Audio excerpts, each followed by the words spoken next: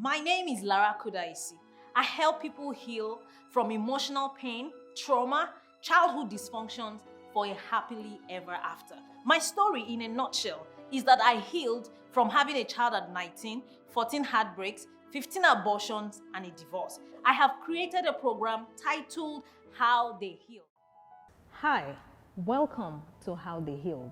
On this show, we bring people who've been through pain, who've been through trauma, dysfunction, or any emotional issues to come and share with us their journey, the pain, what they're struggling with, and what they have healed from. And I am your host, Lara KUDAYISI.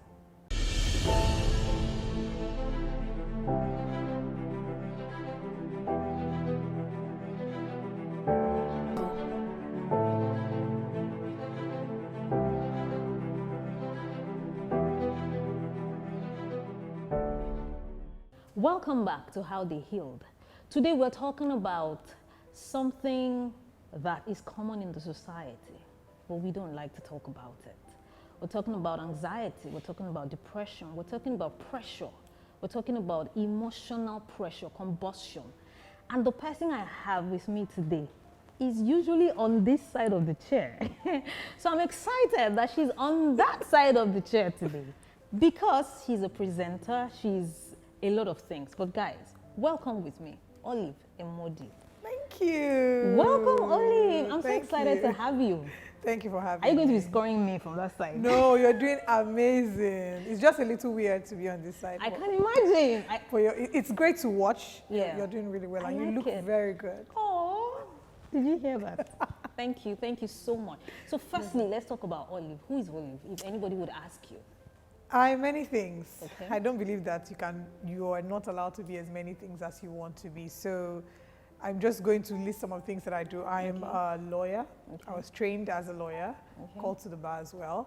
I'm a TV presenter, producer. I'm an actor. Oh my God. I'm an MC. You're a lot. And I'm a content creator.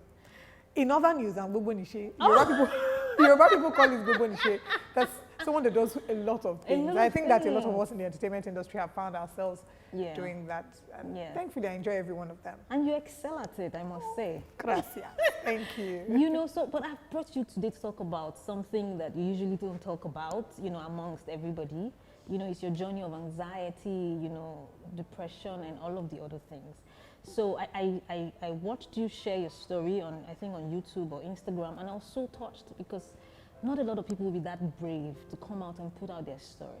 So I wanted you to come here today and walk us through it. Like, where did it start from? What led to all of that? Okay, thank you. I think these are very important conversations we must have because we must shed more light on conversations surrounding mental health. It's not, there shouldn't be stigma. The way our body needs attention is the way our minds need attention. So in 2019, I used to have like pain in my chest, but I didn't think it was any big deal. I've always known that every once in a while I'd have pain in my chest, and I just thought, I have a very sensitive chest. When the weather is cold, I feel like I could feel pain in my chest, and I never made anything serious out of it. I grew out of it because it started when I was younger, actually. Then I grew out of it until 2019. I know that on about 5 or 6 different occasions, I'd have this 1 minute, I don't know what to call it, but it's like an out-of-body experience. I can't explain the pain. I would feel my chest squeezing. I can't breathe. I can't do anything. So if I'm holding anything in that moment, it drops. I'm like holding the wall to breathe. But as a lot of us do, I didn't take it serious because I felt it passed, nothing, and then I'll move on like nothing is happening, right? In January 2020, I was scrolling through Instagram one day at 1 a.m. and it started. Now the symptoms will make a heart attack. It just feels like can't breathe. There's an impending fear of death. I thought I was going to die. That's how it felt. And I just kept thinking somebody needs to know what's happening. But I needed to call a doctor.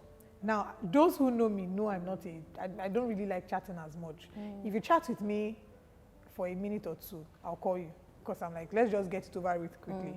But then I called my friend who's a doctor in the US. I knew he was going to be awake because of the time difference. But when he picked, I couldn't talk.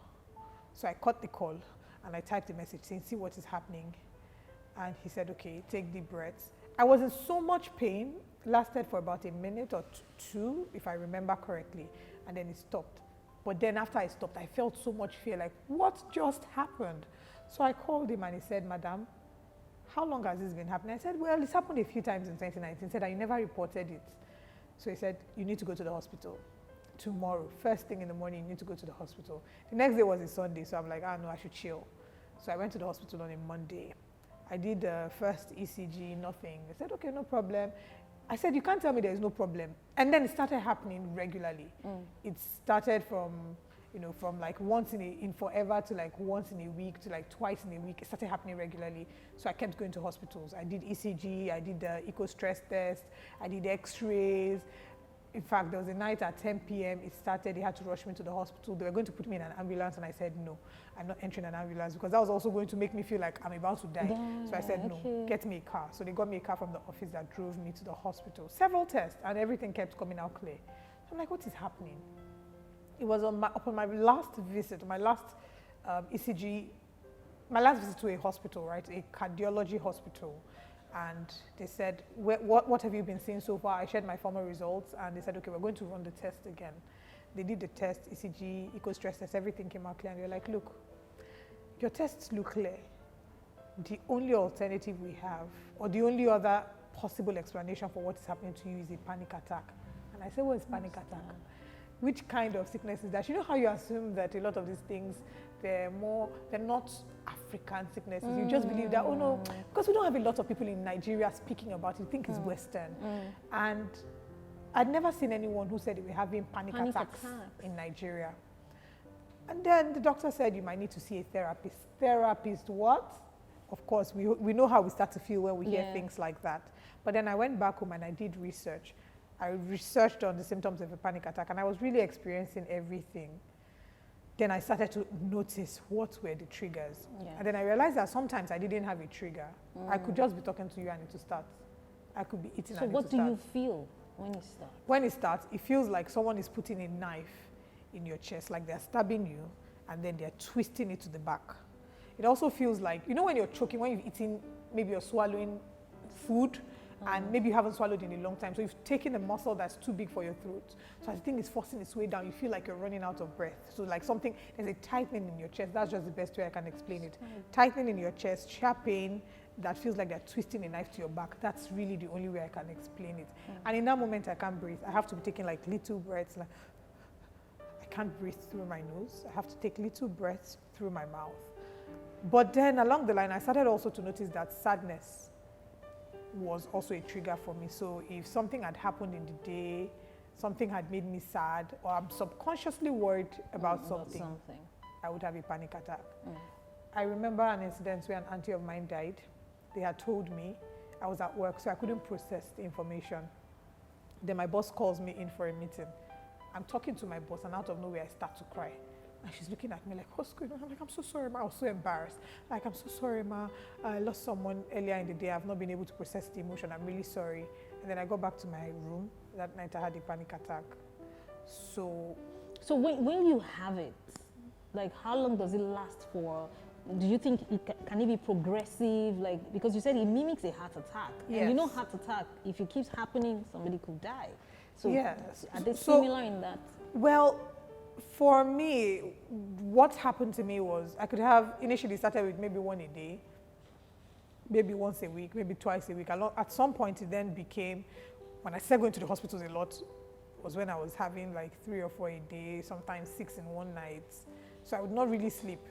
The most ridiculous one I had, I thought that I died because I felt like I had, it's really weird to explain, but I felt like I had an out-of-body experience, like I left my body. That's how it felt. I felt like I couldn't breathe. So I was having a panic attack and I thought to try and sleep, that if I sleep, maybe it would feel better. I had a panic attack in my sleep. It's not the best feeling. But then I realized that some of my triggers were emotional. So if something got me sad, it would put me in that situation. Then come I think second quarter of 2020 when COVID was in full effect. And then I felt the full effect of not just panic attacks, but then depression. I recorded the video and posted on my YouTube channel, and I recorded that video on the 3rd of March 2020. I didn't have the confidence to post it online because I kept thinking, what will people think about me? You know, how would they react? Would they think I'm trying to get attention? I was too embarrassed to put it out, and I held that video for 4 months before I finally had the guts, and I said one day, you know what, edit this thing and put it out there. The day I posted it, my friend was with me. My heart was palpitating. I was nervous because I didn't know how to put it out there. But COVID really did a number on me. It's a time that I really don't want to remember a lot. Because a lot of the time during COVID, they say to people, oh, protect your mental health. Turn off the TV. Don't listen to the statistics. Don't listen to all the things they're saying about COVID. But I didn't have the luxury of doing that because I was working on TV. I work on TV. So I'm giving the stats. I'm telling people, oh, don't do this. This person just died. We just lost this person. So seeing that, being away from my family because I had to be at work, and being in isolation, we couldn't leave the office. So there were a few of us running the office for a month. I didn't step out of the gates because we're in some sort of isolation. And so all of that really took a toll on me. And I broke down. Wow, Olive, like, I'm just hearing this now because I follow you a lot on Instagram. I see all those your pretty pictures with your co-hosts, you know, and nobody would have an idea that you were going through all of this. We would film a video, and then I'll go back to my room and cry. So yeah, sometimes some of the people who are dealing with depression or whatever mental health conditions look the happiest. Yes. And I'm a naturally happy person, which is why it Yes. was difficult. Yeah. I'm a very happy person. I'm full of joy. I go anywhere and I'm lighting up the room, I'm making noise, I'm cracking jokes. That's who I am. Yes, because you would make one Instagram post as in I'm like, okay, Olive is going to go on and then bring another angle, and you know you would end up laughing. You brought joy to Instagram. Thank you. You know, if I say so. Thank you. So hearing you say this is mind-boggling, and that's what a lot of people do go through. You know, the fact you said earlier that you couldn't post that video for 4 months because of what people will say. Yeah. Imagine being afraid to share your own story. Your own story. Well, also because I've witnessed firsthand, or I've heard, maybe not witnessed, I've heard from people who have experienced stigma firsthand. You know, people who I've interviewed on my show telling me things about, oh, because they share their mental health struggles, somebody will say, don't marry from that family, oh. They usually have mental issues. You know, someone has actually said that to me, someone I interviewed on my show, and I'm thinking, why are people like this? So it's easy to encourage people to speak up. Until you find yourself in that position, and then you realize, wow, it's not as easy as I thought. I need to quickly cut you on that because, you know, we need to go on a break. But, like, I have so much to ask you, Olive, about this issue that you just mentioned. So, guys, please don't go anywhere. We'll be right back.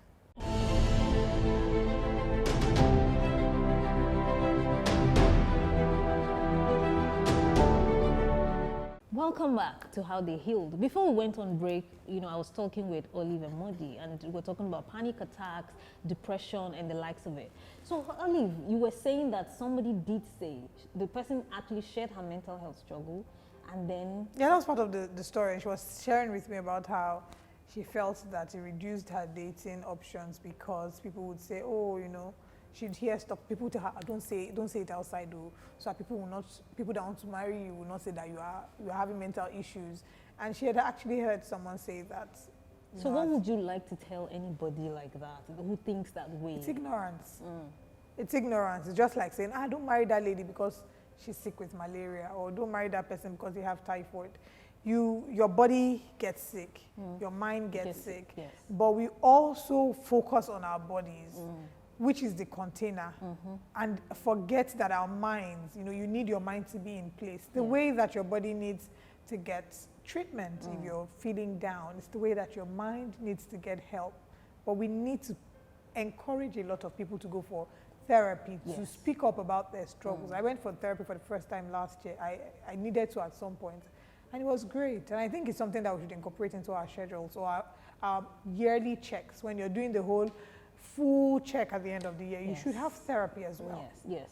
So, and that's actually why we're doing this show also, to bring awareness to things like this so that people will know that therapy is something that you need to do, just like going to the hospital, to get checks and all of that. So, but what made you go to therapy? At what point? There was a point when I lost zeal for work. I really like being a TV presenter. I like being in the entertainment industry. I like what I do.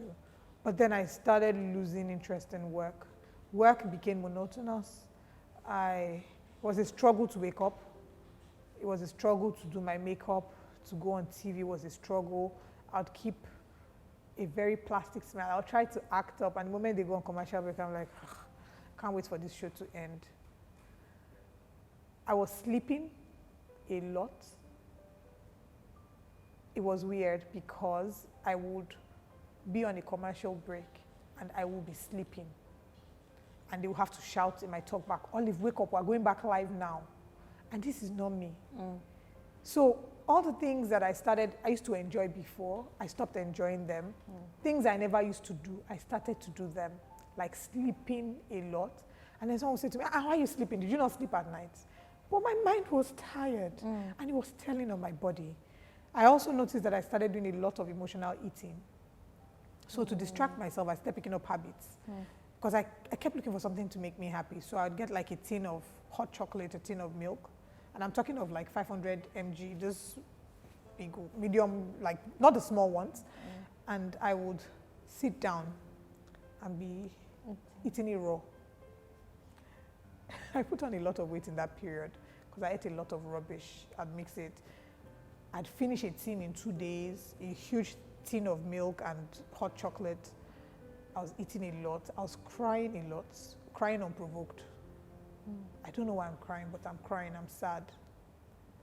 On one occasion, I didn't have my bath for 4 days. I never mentioned this. But for someone who I like water a lot, I can't not have my bath twice a day at least. I like water a lot. But it became a chore to have my bath. And I'll go to work, I'll do my makeup, do my show, come back, wipe my makeup, wipe my face, go back to bed and lie down. And sleep. When I wake up, I'll eat, I'll go back, I'll sleep, I'll wake up, eat. And that's what I was doing. I'll wake up the next morning, brush my teeth, wash my face, wear makeup, go do my show. My colleagues could tell that something was wrong. I wasn't talking to anybody. I didn't want to talk to anybody. I didn't want to pick phone calls. I don't like chatting, but I also didn't want to talk to anybody. So I'll see my phone ringing and I'll turn it face down because I didn't want to talk to anybody. The only person I was managing to talk to was my mother because I didn't want her to know something was wrong. So I would put up an act with my mom and be cheerful while talking to her. When I'm done with the call, back to regular mode. It had continued for too long and I realized that it was becoming it had stayed, now because of my job and because I'd interviewed a lot of people, and so I had more information about depression. I knew that, okay, if this thing exceeds 2 weeks, it's already becoming like signs of depression, and it exceeded 2 weeks. So I realized, okay, there's a problem and you need to get help. Initially, I didn't want to get help. I just didn't want to talk to anybody. I was just tired for nothing. I would climb the stairs, I'll be panting, I can't breathe. And then one day I was tired. And I remember a friend, Evie, she put up a post saying it was her birthday and she wanted to gift someone a therapy session. I usually don't apply for giveaways on Instagram. But for some reason, I DM'd her. I said, hi Evie, I'd like to have this therapy session, please. Almost in the moment when I DM'd her, I rethought about it and I thought, no, let me go and send it. But she saw it. And then she says, oh, hi Olive, okay, no problem, I'll arrange it.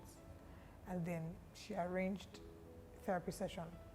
But interestingly, as much as therapy session was really helpful for me, really, really helpful, what helped me in that time was my faith. For the longest time, I was upset, I was mad at God and thinking, no, why should I be feeling like this? It should make me feel better. But I had a friend I was talking to a lot in that time, a few friends that I managed to talk to a lot in that time. There were just a few of them that could get across to me. And they would uphold me, they would pray with me, they would encourage me. So that helped. I started listening to a lot of music. And I watched a movie one day. It's weird how you don't even know the kind of things that can actually pull you out of where you were. I watched a movie And I felt like the movie was speaking to me. I was watching the movie and I was crying. And everything that, it felt like there were a lot of questions that I had. The movie was answering, I kept writing. It's an old movie. It's a movie that a lot of kids watched. And I started writing them down. I still have the notes on my phone. What's the name of it? The Chronicles of Narnia, The Lion, the Witch, and the Wardrobe. It's a kid's movie. But I watched it and I was crying and I felt so encouraged. And I decided, the day that I watched that film, I decided I wasn't going to do this anymore. So the next morning, I woke up. Did I have a bath? I don't know that I had a bath. I ran out of my room and saw sunlight for the first time in like 5 days. I ran into my car and I drove to the mall in Lekki. And I went to the parking spot. Because it was COVID, there were no cars there. I wound down and I put praise music and I just started playing music. And I was listening and singing and dancing by myself. I'm sure the people there must have thought, this girl is not all right, so something is wrong. But in that moment, I felt like a weight lift off my shoulders. So yes, my faith really, really helped me. Friends upholding me. In that time, you don't want to talk to people, but it's important that the people that you love don't give up on you because you can be very annoying. I'm sure I was very annoying when they would call me. I'm like, I really don't want to talk now. I don't want to talk. It's frustrating being the one always trying to reach out to your friend. But my friends didn't give up on me, and I'm really, really grateful for my tribe for not giving up on me, encouraging me, praying for me. There are a few other things that helped me. I started meditating. I learned how to do a lot of meditation. Listening to music helped. But music is also a tool that can trigger your depression. So there's an overwhelming need to listen to sad music when you're sad because you're thinking, oh, how to listen to sad music so I can cry. No, that's not helpful. It's not helpful. So I listened to a lot of gospel music. It helped me. I'd encourage myself. On some days it will work, some days it won't work, but I kept at it. And I'm glad. It's been a journey, but God has been kind. Yeah, and you're here today, still fighting and trying to help a lot of people. So I want to ask you this question. Do you think being single could also contribute to being depressed, maybe during the pandemic when everybody had, people and stuff like that? Yes. Being single made a lot of people feel very lonely but also being married revealed to a lot of people that their marriage was actually a fraud. Yes. So it's not just about, I feel that the pandemic exposed a lot of existing problems. So if you're already not content, right, you would see that the pandemic would then expose that part of you. If your marriage was just full of Lagos traffic and people distracting yourself with other things, the pandemic exposed that. But it would have been nice to actually be sad, but share your sadness with someone. Somebody, yeah, because I think that's one of the benefits of, I don't know if it's a benefit, but one of the things it's a benefit that you have in being married or being in a loving relationship is that you share with someone. You share. So whether sadness, whether food, whether good times, whether it's the tears you want to share, at least you have somebody to share. But that's not, like, I really agree with that. I would say that, who knows, maybe if I were married, maybe it would have helped me handle things better. Maybe I would have handled things differently. Because I felt like my life was just work, COVID-19, work, cry, and I really didn't have a routine as much during the pandemic. That could have helped. But also, people must understand that we need to be happy and content with ourselves, single first, before going into a marriage. Because if you then go into marriage because you're expecting that this person will make you happy, what happens is that you put a lot of burden on this person, and they would never be able to meet up. Because even married people should have a tribe, you should have friends. Your partner might not be able to give you all the support that you need. A friend of mine said something to me which I find very poignant. She said that we put a lot of weight on the love that a lover can give you, such that we neglect the love that a friend or a sister or a brother or a colleague can share with you. Because the truth is, it's not a lesser love. It's just that society has made us feel like if you don't have that partner's love, your life is not really all right. Thank you so much, Oli, for sharing. But before I go, I must ask you this question. So is there companionship now? No, I'm still single. Oh, only be single, guys. You can hear that rush now into a DM. Yeah.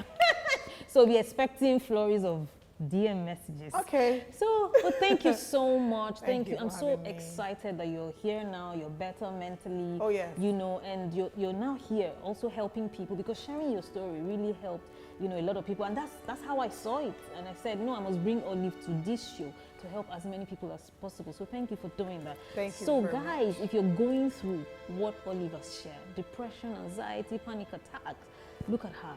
She's doing better now. She sought help. She sought therapy. Her faith was there. She fought, and she's still fighting. So you can do that. Can you I also can't quickly be mention happy something, again. please? Okay, listen. And this is because for people who have family members or friends Okay. that are dealing with anxiety or depression, there are things you should please never say to them. Okay. Never say things like, why are you just sleeping? Did you not sleep at night? Is it only you? Snap out of it. Get up. Nobody wants to be sad. Yeah. Nobody wakes up and thinks, today, I am going to be a sad human being. No. So stop making light of people's struggles. Just because you don't understand, it doesn't make it less valid. So I think we should be a lot more sensitive To that. with people who are having the struggle. She couldn't have said it better, I'm telling you. Stop saying snap out, get up, get out, all of those things. Just help people be sensitive. You may not even understand them, but listen to them. Very important. So thank you so much, Olive. Thank you for And you having know, me. I always tell you guys before we leave that it is never too late to live happily ever after. Bye for now.